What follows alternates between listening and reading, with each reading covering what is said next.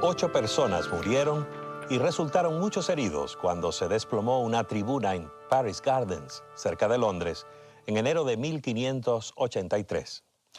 Era un domingo de tarde y una multitud se había congregado para presenciar un espectáculo de tortura a un oso.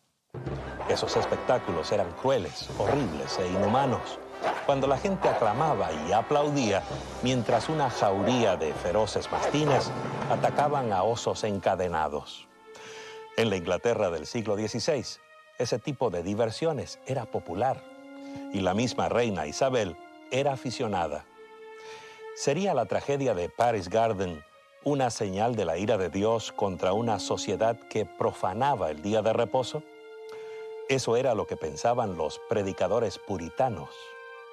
Los puritanos de la Iglesia de Inglaterra eran los que deseaban eliminar de la Iglesia las prácticas y creencias que eran inconsistentes con las Escrituras.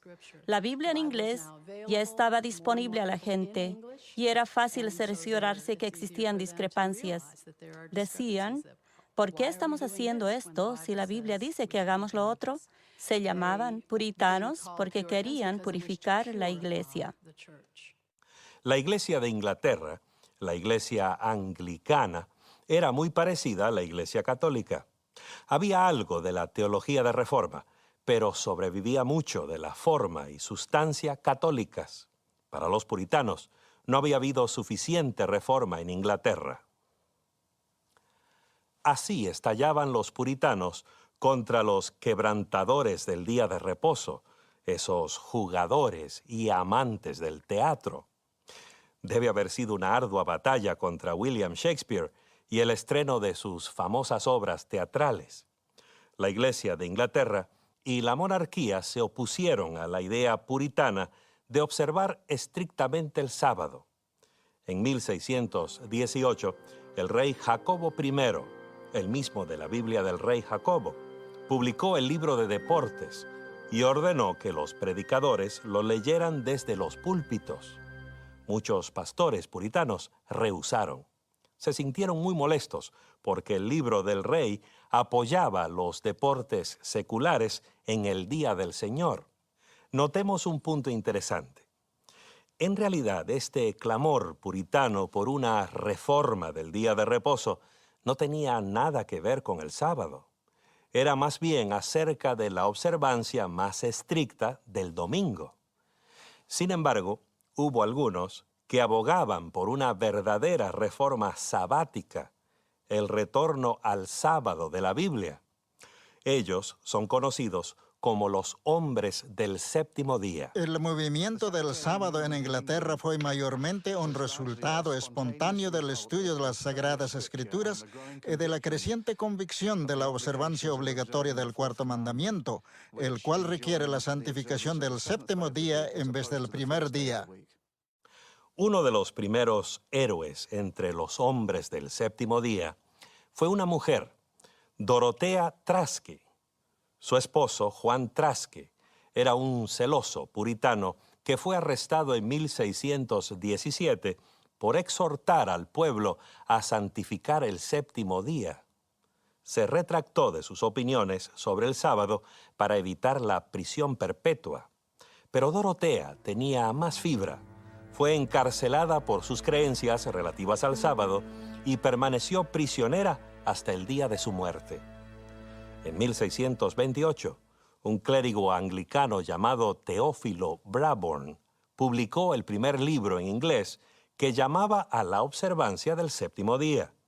Su libro acerca del sábado puso las bases teológicas de un movimiento que de una u otra forma ha continuado hasta nuestro siglo XXI. El asunto está claro. No se requiere otra cosa sino nuestro propio registro de días y semanas para terminar con la discusión. Es el séptimo día, el sábado de la creación, el que tenemos que guardar santo. Si ustedes me muestran en la Biblia que hay otro séptimo día fuera de aquel que llamamos sábado, el último día de la semana, entonces yo podría pensar que el cuarto mandamiento se refiere a otro séptimo día que el que conocemos. Para Brabourne, La base de los argumentos relativos al sábado era la autoridad suprema de la Biblia. Insistía que el sábado era el séptimo día de la semana establecido por Dios en la creación, el mismo séptimo día del Decálogo. No importa si ustedes guardan como reposo el sábado, el domingo o el lunes, pero si queremos mostrar respeto a Dios y a su palabra, ofrezcámosle el día que Él escogió y no otro. Él tiene mucha razón. En 1660, Brabourne publicó un panfleto en el cual dice que el asunto del sábado o domingo era la gran controversia en ese tiempo en la Iglesia de Inglaterra. Su gran esperanza era que toda la Iglesia de Inglaterra se convirtiera de la observancia dominical a la del sábado, del séptimo día. Brabourne se aferraba a la Biblia en cuestiones de sábado. Desde la creación hasta el monte Sinaí, las enseñanzas y prácticas de Jesús, los apóstoles en el primer siglo, no hubo cambio en el día. Así que él luchaba para que la iglesia hiciera culto en el sábado del séptimo día. La teología del sábado que adoptó Brabourne era cristocéntrica. Además de considerar que el sábado era un memorial de la creación, también lo consideraba como señal de la redención en Cristo. La posición oficial de la Iglesia era que el cuarto mandamiento pertenecía a la ley ceremonial que terminó con la muerte de Cristo en la cruz. Brabourne llamaba a ese tipo de razonamiento una monstruosa mixtura y señaló que todos los 10 mandamientos habían sido escritos en piedra por la mano de Dios y que no había nada de ceremonial en ninguno de ellos. La ley moral o el decálogo, expresada por Dios y escrita con su dedo en tablas de piedra, sigue vigente hoy. Los opositores de Brabourne arguían que Cristo mismo había cambiado el día de reposo al primer día de la semana. Él replicaba que tal afirmación era una notoria calumnia contra Cristo. Sostenía su punto de vista señalando algo que debía haber sido evidente aún para sus adversarios. Es decir, que la Biblia no contiene ningún registro de que Cristo haya dicho siquiera una palabra acerca de alterar el sábado. Brabourne afirmaba que la observancia del domingo era un error cometido por la Iglesia de Roma, arraigado en la tradición y no en las Escrituras. Otros hombres del séptimo día estaban de acuerdo con él.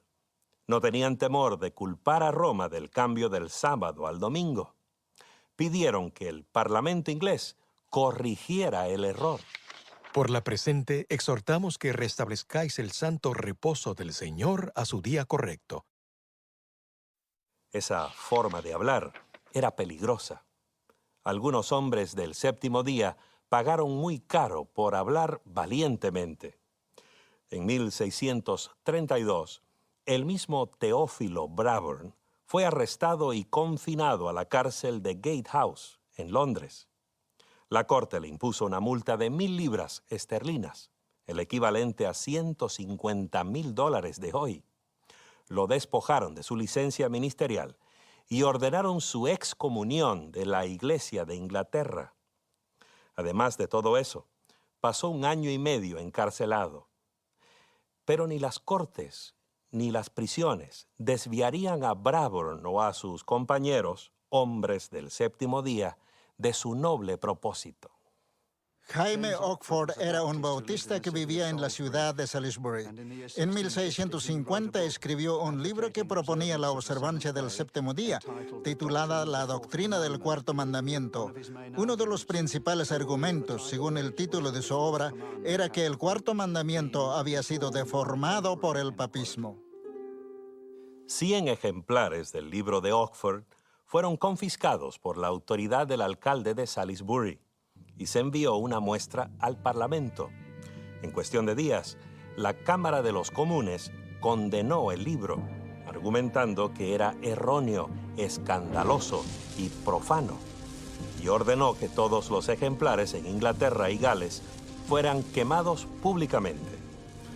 Oakford mismo fue excomulgado y sentenciado a prisión. En cuanto a su libro, solo un ejemplar sobrevive hasta hoy en la biblioteca de la Iglesia de Cristo de Oxford, Inglaterra. Otro reformador del sábado, Francisco Bampfield, era descendiente de Sir Francis Drake y hermano de un distinguido miembro del Parlamento. A pesar de ser uno de los más grandes predicadores ingleses de esos días, sus ideas disidentes le causaron su prisión en 1663. Fue allí, en la cárcel de Dorchester, que descubrió el sábado bíblico y comenzó a observar el séptimo día. Varios otros presos se unieron a él. Después de ser puesto en libertad, Bampfield se convirtió en el principal abogado del sábado.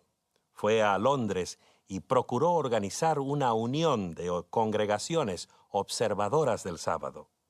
10 años más tarde, en 1683, fue arrestado mientras predicaba ante su congregación de Londres.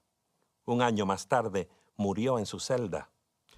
A pesar de las dificultades y persecuciones, el movimiento del séptimo día floreció en la Inglaterra del siglo XVII. En diversas regiones del país, numerosas congregaciones se reunían para adorar en sábado. En Woodham, Mortimer, vivía uno de los hombres del séptimo día más prominentes e influyentes. Médico de 3 reyes y reinas de Inglaterra, Peter Chamberlain era un médico famoso y por mucho tiempo observador del sábado. Aquí vemos su lápida. En cuanto a su religión, fue un cristiano que guardaba los mandamientos de Dios y la fe de Jesús.